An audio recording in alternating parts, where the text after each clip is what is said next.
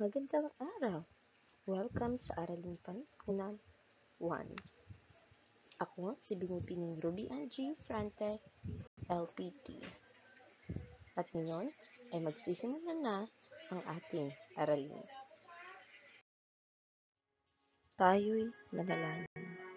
Sa ngalan ng Ama, at ng Anak, at ng Espiritu Santo. Amen.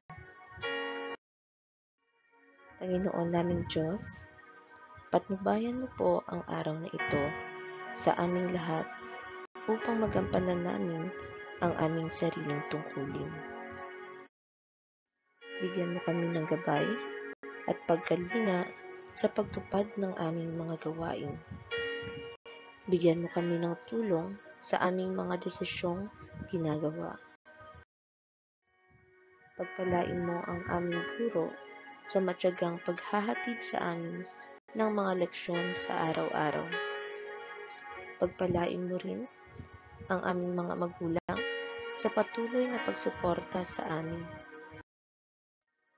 Maraming salamat po, Panginoon, sa lahat ng biyayang inyong ibinibigay sa amin lahat. Ikaw po ang aming sandigan at kalakasan. Sa ngalan ng Ama, ng Anak, at ng Espiritu Santo. Amen. Bago magsimula ang ating aralin, tayo ay sumayaw at umawit.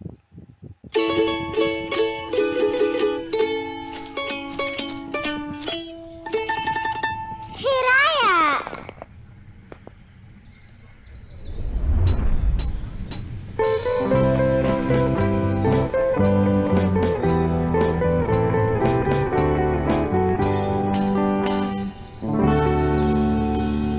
Ikaw ay masaya, tumawa ka, ha ha ha. Kung ikaw ay masaya, tumawa ka, ha ha ha. Kung ikaw ay masaya, buhay mo ay sisigla. Kung ikaw ay masaya, tumawa ka, ha ha ha. Kung ikaw ay masaya, pumalakpak. Kung ikaw ay masaya, pumalakpak. Kung ikaw ay masaya, buhay mo ay sisigla. Kung ikaw ay masaya, pumalakpak. Kung ikaw ay masaya, pumadyak ka. Kung ikaw ay masaya, pumadyak ka.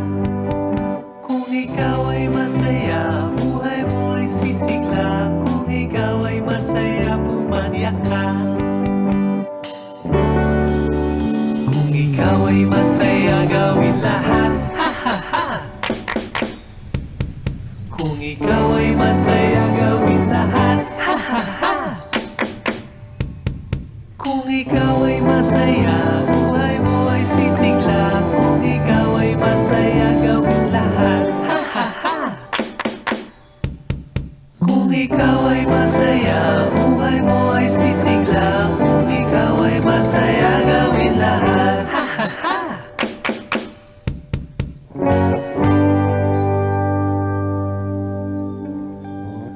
Hanggang sa muli mga bata, like and subscribe for more videos. Salamat! Tingnan ng mabuti ang larawan. Malapit ba sa bata ang aso? Oo, malapit. Magaling. Tingnan muli ang larawan. Malapit ba sa bata ang aso? Tama. Hindi. Ang aso ay malayo sa bata. Magaling. Ikaw ay may tirahan. Ito ay may tiyak na address. Dapat alam mo kung saan ito matatagpuan. Saan ka nakatira?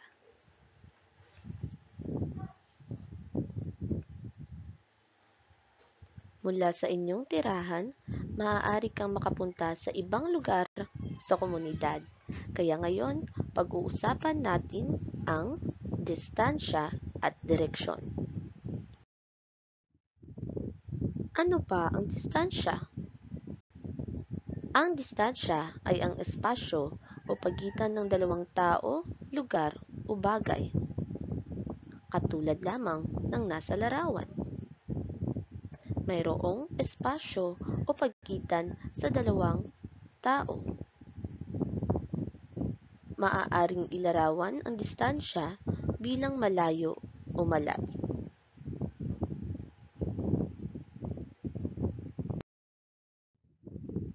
Malayo o malapit ang larawan? Tingnan ng mabuti. Malayo ba ang tao sa watawat?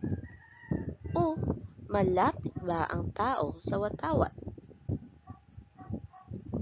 Tama, malapit. Malapit ang isang bagay kung maliit lang ang pagitan sa isa't isa.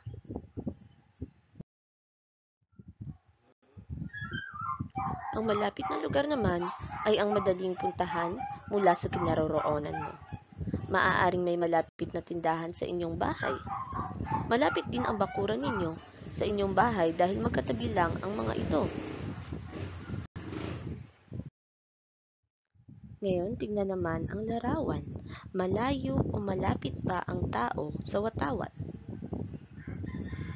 Tama. Malayo. Malayo ang isang bagay kung malaki ang pagitan sa isa't isa.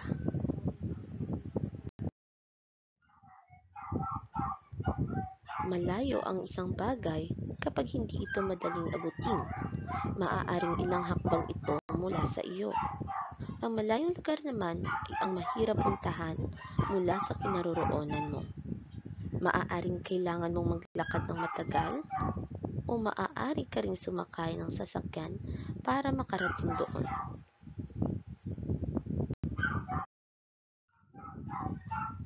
Ang dalawang uri ng distansya ay malapit at malayo. Tingnan natin mabuti ang larawan. Mula sa puno, sino ang malapit?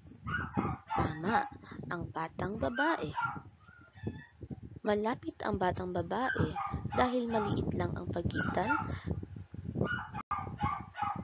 ng puno sa batang babae. At ang batang lalaki naman ay malayo sa puno dahil malaki ang pagitan nila sa isa't isa.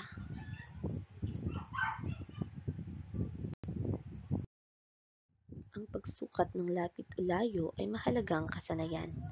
Magagamit mo ito sa pagtukoy ng tiyak na kinaroroonan ng tao, bagay o lugar. Kapag alam mo kung gaano kalapit o kalayo ang pupuntahan, mapaplano mo ang iyong pag-alis. Tulad na lamang kung ikaw ay pupunta sa paaralan. Kung malayo ang inyong bahay sa paaralan, dapat gumising ka ng maaga upang hindi mahuli sa klase.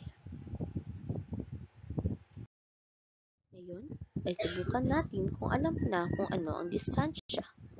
Kunin ang kwaderno sa Araling Panlipunan, tukuyin at isulat kung ang larawan ay nagpapakita ng malayo o malapit na distansya.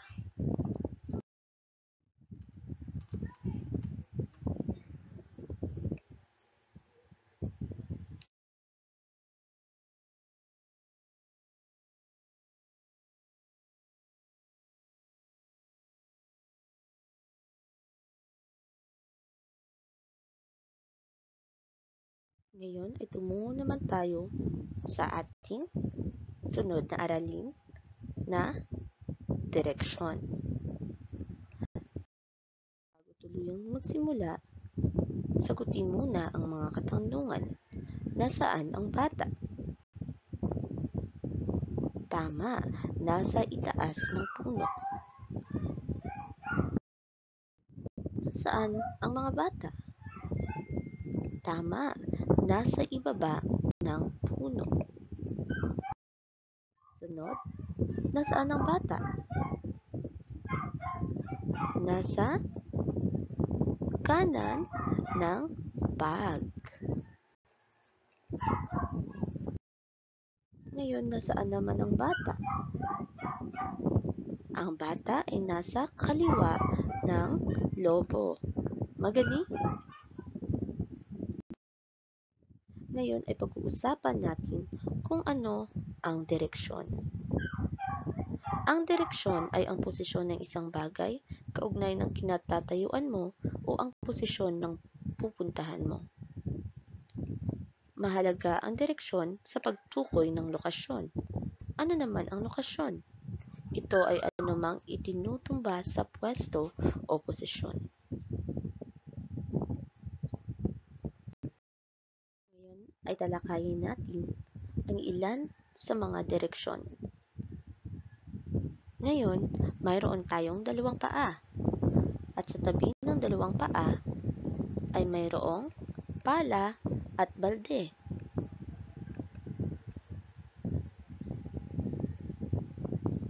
Nasaan ang pala? Ito ay nasa kaliwa. Tama. Nasaan naman ang balde? Ito ay nasa kanan.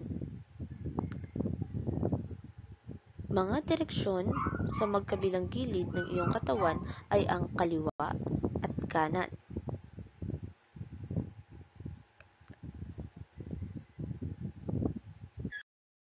Tingnan natin nasaan ang simbahan.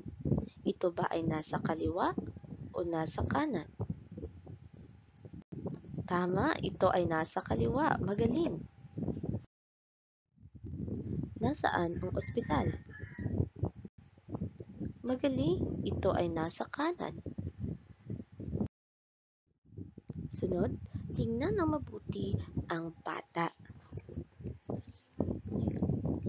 Ang unang larawan sa kaliwa ay nagpapakita ng direksyon na harapan. At ang pangalawang larawan naman, o ang larawan sa kanan, ay nagpapakita ng likuran. Ang harapan ay direksyon na nasa unahan. At ang likuran naman ay ang kabila ng harapan o bahagi na hindi nakikita. Ikaw, ano ang nasa iyong harapan? Tama, ang iyong aralin. Ano naman ang nasa iyong likuran?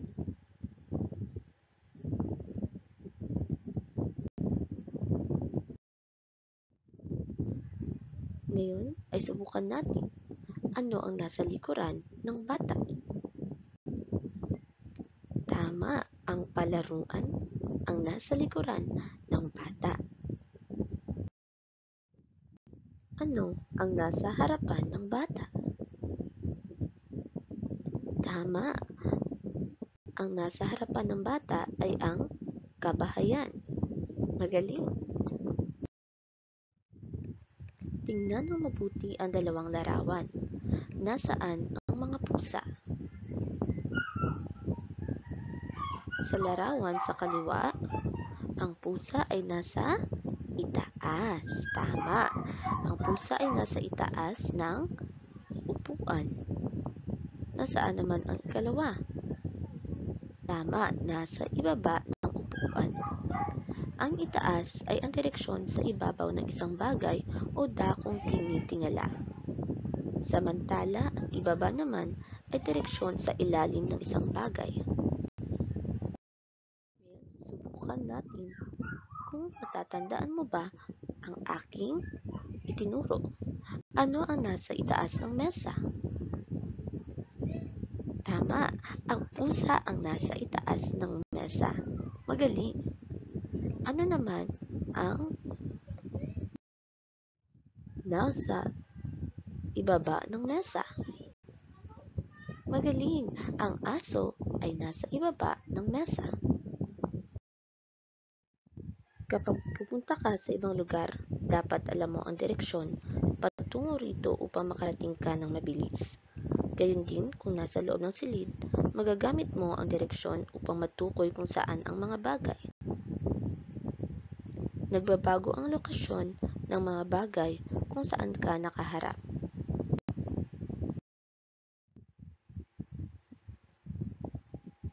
Ito ang mga direksyon: kaliwa, itaas, kanan, likuran, ibaba, at harapan. Kapag alam mo ang tamang direksyon, matutukoy mo agad ang lokasyon ng mga bagay. Kaya't Mahalagang pag-aralan ang distansya at direksyon. Magagamit mo ang mga ito sa pagtukoy ng lokasyon ng isang bagay o lugar. Alamin ang mga bagay o lugar na malapit at malayo. Sanayin din ang sarili kung ano ang nasa kanan, kaliwa, harapan, likuran, itaas, at ibaba. Tandaan, nagbabago ang lokasyon ng mga bagay kung saan ka nakaharap. Halimbawa, ikaw ay nakaupo sa sofa. Ano ang nasa iyong harapan? Tama, ang telebisyon. Kapag ikaw naman ay nakatayo sa harapan ng telebisyon, ang nasa iyong likuran ay ang lamesa. Kaya tandaan muli, nagbabago ang lokasyon ng mga bagay kung saan ka nakaharap. Subukan natin tayo magkaroon ng pagsusulit. Isulat ang iyong sagot sa araling panlipunan na kwaderno.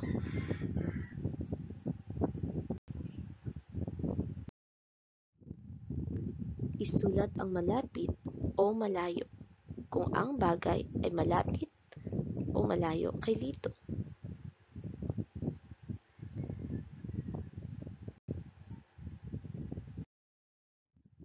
Sumunod, alamin ang mga direksyon. Saang bahagi ng tricycle makikita ang aso? Ang guro ay nakatayo sa patlang ng mga mag-aaral.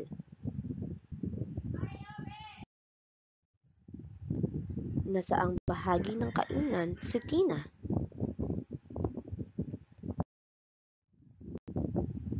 Saang bahagi makikita ang pusa? Saang bahagi naman makikita ang globo at mga aklat?